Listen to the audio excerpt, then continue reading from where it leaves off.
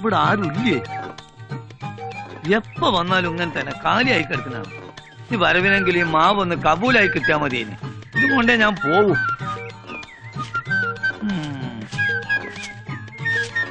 കൊറേ കാലായാലോ പിന്നാലെ നടക്കാൻ തുടങ്ങിട്ട്. വല്ലത് നടക്കോ? ഞാൻ എന്റെ പിന്നാലെ എല്ലാം നടക്കണേ, മാവിന്റെ പിന്നാലെ എല്ലാം നടക്കണേ. അതെന്നെ പറയണേ. ഈ പണ്ടാരം ഇങ്ങനെ നിക്കണ കാരണം ഇതിപ്പോ മൂന്നാമത്തെ തവണ മിച്ചടിക്കണ. ഉടനെങ്ങാനൊന്ന് വെട്ടിക്കൊണ്ട് പോവോ? നീ അടങ്ങ്, ഞാൻ വെട്ടിത്തരാ. വിലയിലൊന്ന് ഉറക്കട്ടെ. എന്താടി ഇവിടെ ഒരു പഞ്ചാര? നിനക്ക് കിഞ്ഞടിക്കാൻ ഈ കളവിനെ കിട്ടിയുള്ളൂ. പോടി. തന്നു വന്നിപ്പോ പെമ്പിളർക്ക് പ്രായവും നോട്ടല്ല രൂപവും നോട്ടമില്ല. തനിങ് വന്നേ. എന്താ ഈ പരിപാടി? അല്ല മേന്നെ, നമുക്ക് ഈ മാവിന്റെ കാര്യം വല്ലതും നടക്കുവോ? നടന്ന് എന്റെ ചെരുപ്പ് തേഞ്ഞ്. എടോ, തുട്ട് തരാമെന്നുണ്ടെങ്കിൽ ഈ വീട് വരെ പൊളിച്ചു വെക്കാൻ ഞാൻ റെഡിയാ. പക്ഷെ സർവ്വ അധികാരങ്ങളും അച്ഛൻ കൊടുത്തിരിക്കുന്ന കുടുംബവക്കീല് ലാലിനല്ലേ. അയാൾക്കാണെങ്കിൽ കേസുമില്ല, കാര്യസ്ഥ പണിക്ക് സമയമില്ല. എപ്പോഴും വെപ്രാളല്ലേ വെപ്രാളം. അല്ല അത് പോട്ടെ, മാവ് വാങ്ങി തന്ന കമ്മീഷൻ കിട്ടും. അച്ഛന്റെ മാവ് മുറിക്കാൻ മോന് കമ്മീഷനോ? മാവ് വേണമെങ്കിൽ മതി. ശരി, ഏറ്റു. നമുക്ക് എങ്ങനെങ്കിലും ഇതൊന്ന് കബൂലാക്കി തന്നാ മതി. എന്നാ വാ.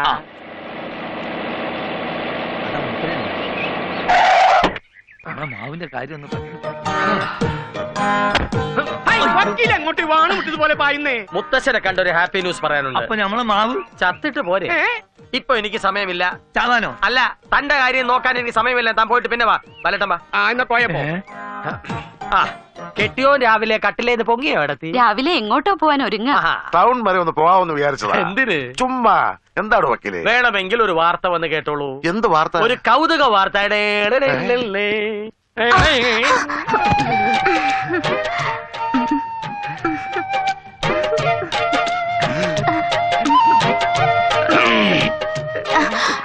എടോ വക്കീലെ, എന്താണോ ഇത്? സാറിയർ അല്ല, കൊറിയർ. ഓടി വന്നപ്പോ എന്റെ കാല് സ്ലിപ്പായി. എവൾ എന്റെ ഇടയിലുമായി. കുറെ കാലമായി ഞാൻ കാണുന്നു ഈ തട്ടിലും മുട്ടലും. കേട്ടില്ലേ, നിരപരാധിയായി ഞാൻ പഴി കേൾക്കുന്നത്. എന്തിനാ കുട്ടി ഞാൻ സ്ലിപ്പ് ആവുമ്പോ മുമ്പിൽ വന്ന് നിൽക്കുന്നത്? ഇനി ഇത് ആവർത്തിക്കരുത്. പൊടി. മുത്തശ്ശ, ഒരു ചൂടുള്ള വാർത്ത ഞാൻ ചോർത്തെടുത്തിട്ടുണ്ട്. പോസ്റ്റ്മാന്റെ കേസ് അന്വേഷിക്കാൻ പോസ്റ്റ് ഓഫീസിൽ ചെന്നപ്പോ പോസ്റ്റ്മാൻ ഒരു പോസ്റ്റ് കവർ തന്നു. പൊട്ടിച്ചു നോക്കിയപ്പോ ഞെട്ടിക്കുന്ന ഒരു വാർത്ത. നമ്മുടെ അനുപമയ്ക്ക് ജോലി കിട്ടി. സന്തോഷായില്ലേ? എനിക്കിഷ്ടായില്ല. ഈ കുടുംബത്തിൽ നിന്ന് ഒരു പെണ്ണും ജോലിക്ക് പോയ പാരമ്പര്യമില്ല. ഒരാണും മേലനങ്ങി ജോലി ചെയ്ത പാരമ്പര്യവും ഇവിടെ ഇല്ല. എന്റെ അനന്തേട്ട നിസാര ജോലിയൊന്നുമല്ല. Air hostess. എയർ ഹോസ്റ്റസ് ആകാശത്തിൽ എന്ന് പറഞ്ഞ അറിയില്ലല്ലേ? വിമാനത്തിലെ യാത്രക്കാർക്ക് ചായ, കാപ്പി, biscuit, cool drinks, breakfast, lunch, dinner ഇതൊക്കെ ചിരിച്ചോണ്ട് എക്സ്ക്യൂസ് മീ എന്ന് പറഞ്ഞ് സപ്ലൈ ചെയ്യുന്ന ലലനാമണികളാണ് എയർ ഹോസ്റ്റസ്. അതായത് സപ്ലയർ. ഇനി ഇവക്ക് സപ്ലൈ ആണെങ്കിൽ ടൗണിലെ ഏതെങ്കിലും ഹോട്ടലിൽ നിന്നാ പോരെ. വെറുതെ എന്തിനാ ആകാശത്തിലൂടെ പോണവർക്കൊക്കെ കൊടുക്കാൻ നടക്കണത്? മോശം. അയ്യോ അനന്തേട്ടാ, വിമാനത്തിലെ സപ്ലയർക്ക് നല്ല വെയിറ്റാ. അറിയാൻ മേലാഞ്ഞിട്ടാ. അതങ്ങനെ പഠിക്കാൻ പറ്റ സമയത്ത് ഗോലി കളിക്കാൻ നടന്നാ ഇങ്ങനെയൊക്കെ ഇരിക്കും. മുത്തച്ഛനത്തെ അഭിപ്രായം ഒന്നും പറയാതെ. വക്കീലെ, തെറ്റ് പറ്റിയത് എനിക്കാ. എന്റെ കൺമുന്നിൽ നിന്ന് അകലെ വിട്ട് പഠിപ്പിച്ചു. ഇനി അവൾ എന്റെ കൺവട്ടത്ത് നിൽക്കില്ല. വേണ്ട, എനിക്ക് സഹിക്കാനാവില്ല. അവൾക്ക് ജോലിയും വേണ്ട, ഒരു മണ്ണാങ്കട്ടി. അതെ, അതാണ് നല്ലത്. ഒന്നുമില്ലല്ലോ, നമ്മുടെ കുടുംബത്തിൽ ഒരു അന്തസ്സല്ലേ. താൻ ഇതുവരെ പറഞ്ഞത് അങ്ങനെയല്ലല്ലോ. ഇതുവരെ പറഞ്ഞതും അങ്ങനെയൊക്കെ തന്നെ. മനസ്സിലാഞ്ഞിട്ട് വക്കീലല്ലേ, മാറ്റി പറയും. ബാല, അനന്ത, ഇന്ന് തന്നെ ബാംഗ്ലൂർക്ക് പുറപ്പെട്ടോളൂ. വക്കീലെ, വഴിച്ചെലവ് എന്താ കൊടുത്തോളൂ.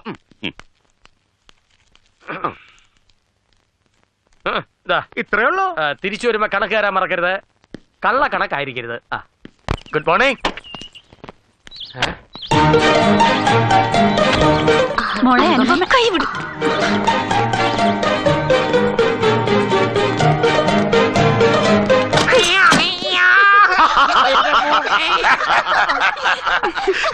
പിടിയാലെ കൊണ്ടുവന്നതിന്റെ ദേഷ്യത്തിലാ അവള്. ആ മൂക്ക് തിരുമ്പി നിൽക്കാതെ അച്ഛനെ വിളിക്കേ. മോളെ, അവളെവിടെ? വന്നു, ദേഷ്യത്തിൽ കഥ കടച്ചു. എന്റെ മാറ്റി പോയി. ഒന്ന് മാറണോ കോന്ത. മോളെ അനുപമേ, വാതിലോർക്ക്.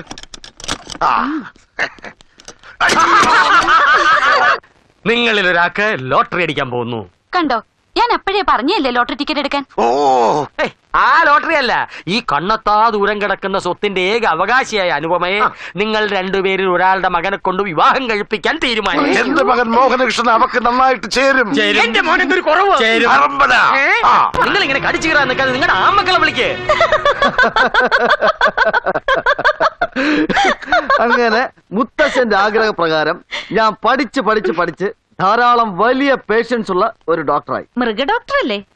അങ്ങനെ പറയരുത്. ഒരു MBBS ഡോക്ടറും വെറ്റിനറി ഡോക്ടറും തമ്മിൽ വലിയ വ്യത്യാസമൊന്നുമില്ല.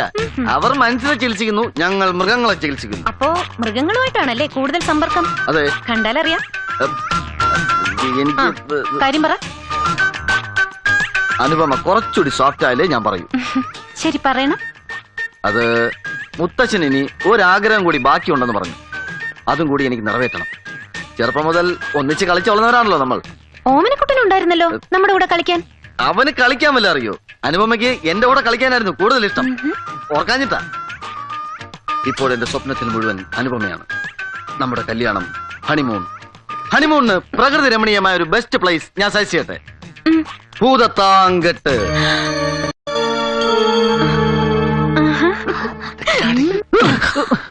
നീ ഇത് എവിടെ പോയി കിടക്കുകയായിരുന്നു? ഒരാളെ ഞവരക്കിടാണ്ടായിരുന്നു. ഞാൻ ലേറ്റായോ? ആ മോഹനകൃഷ്ണൻ അവളുടെ റൂമിൽ കയറി സൊല്ലാൻ തുടങ്ങിയിട്ട് മണിക്കൂർ ഒന്നായി. തൊള്ളാനോ? എന്നാ വേഗം കയറി ചെല്ലടാ മോനെ. ചെല്ലേ. അയ്യടാ മോനെ ശൃംഗരിക്കാൻ വിട്ടിട്ട് കാവല് നിൽക്കുന്ന തന്തയും തള്ളി. പോടോ. നീ ആദ്യം പോടാ. മുട്ടാവാതിൽ അവരെ ശല്യപ്പെടുത്തരുത്. അത് പറയാൻ ഇങ്ങേർക്ക് എന്താ അവകാശം? കെട്ടാൻ പോണത് എന്റെ മോന. നീ പോയി മുട്ടാ. എന്നാ വേണ്ട, ഞാൻ മുട്ടാം. എന്താ ഇത്? ഒന്ന് മാറിയേ. ഒന്ന് പുറത്തേക്ക് ഇറങ്ങിയേ. എന്തിനെ? എനിക്കൊന്ന് മിണ്ടണം. നീ ഇനി മുണ്ടണ്ട. ഞങ്ങളുടെ കാര്യം ഏകദേശം ഫിക്സ് ആയി. ഫിക്സ് ചെയ്യാൻ നീ എന്താ ക്വിക്ക് ഫിക്സ് ആയിട്ടാണ് അകത്തേക്ക് പോയത്? എടാ, എനിക്ക് 4 വയസ്സുള്ളപ്പോ ഞാൻ അവളുടെ I love you എന്ന് പറഞ്ഞിട്ടുള്ളതാ. അന്ന് 1 വയസ്സുണ്ടായിരുന്നു ഇവക്ക്. അതിന്റെ അർത്ഥം മനസ്സിലായില്ലടാ മണ്ട. മഴ മണ്ട, അതിന് നീ വിഷമിക്കണ്ട. ഇവനകത്തെ ഒന്നുകൂടെ പറഞ്ഞോളും I love you എന്ന്. കേറി ചെല്ലടാ.